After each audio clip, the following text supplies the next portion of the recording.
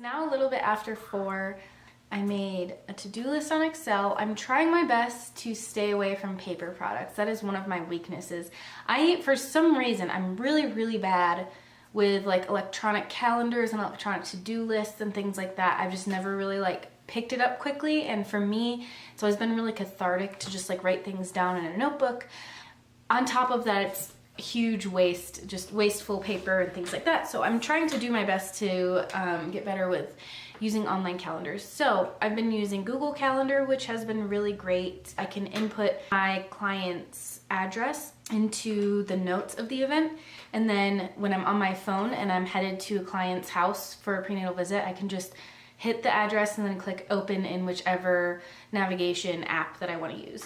Trying to get some stuff done, but right now I'm going to be working on my client's birth plan. I have 3 clients right now, and one of them I have been meeting with pretty consistently, and she is due in the beginning of March.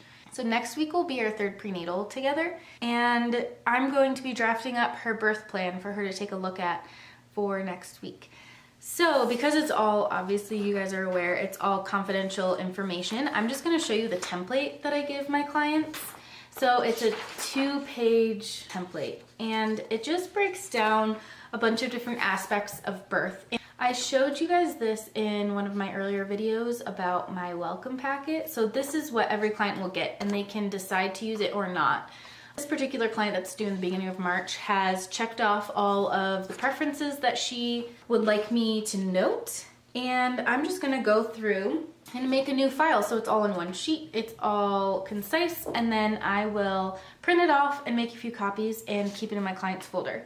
So I'll give them a copy or 2, and then I'll keep a couple copies with me so that I can bring it to the birth. I'm going to be making a written birth plan, and then I'm also going to be making a visual birth plan, which is basically just, it's less wording and it's more icons and images, so that especially during shift changes in big hospitals, it allows new care providers to come in, take a glance, and get a quick idea of the type of birth wishes that this particular patient has. This is an example of a client's written birth plan. So I break it down into the environment, during labor, pain management, during delivery, and postpartum, and I just include all of the options that my client had checked off on the birth plan worksheet that I include in their welcome packet. This is an example of a client's visual birth plan, and this is just based off of the written birth plan. I can't always fit all of their wishes onto this sheet, but I try to include the most important, and I try to include icons that cover more than one wish.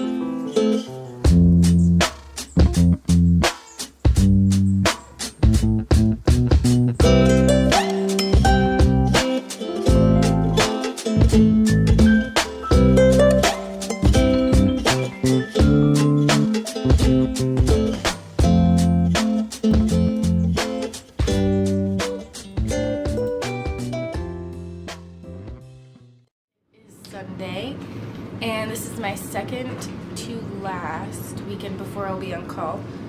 So these are just usually productive weekends. So this morning, it's 9 o'clock right now, and I've been up way longer than I've been productive, but that's okay because it's the weekend. But yeah, I'm just getting some stuff done before I have my first prenatal this morning. I have 2 prenatals, and they will be the first official prenatals with 2 new clients.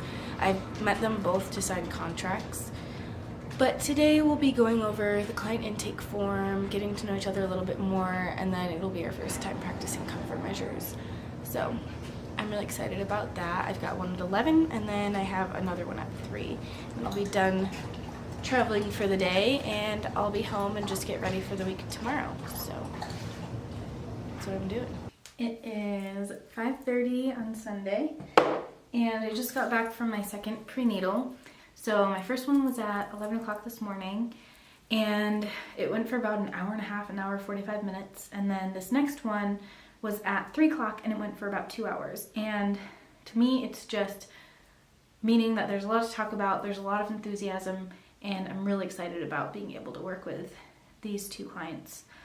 And right now, I am just waiting to hop on a Skype call with one of my good friends. She is an herbalist and a doula.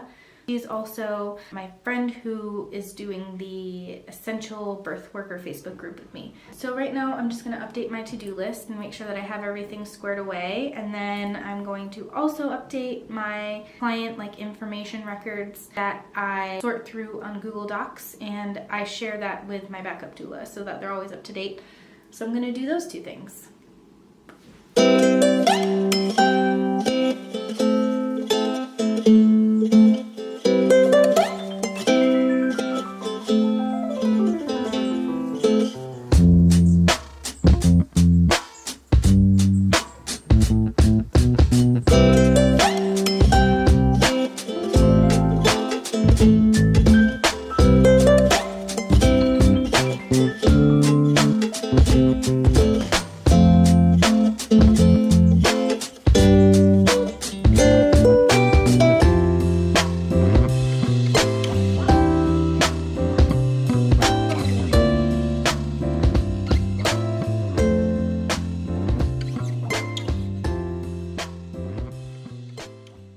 Today's Monday.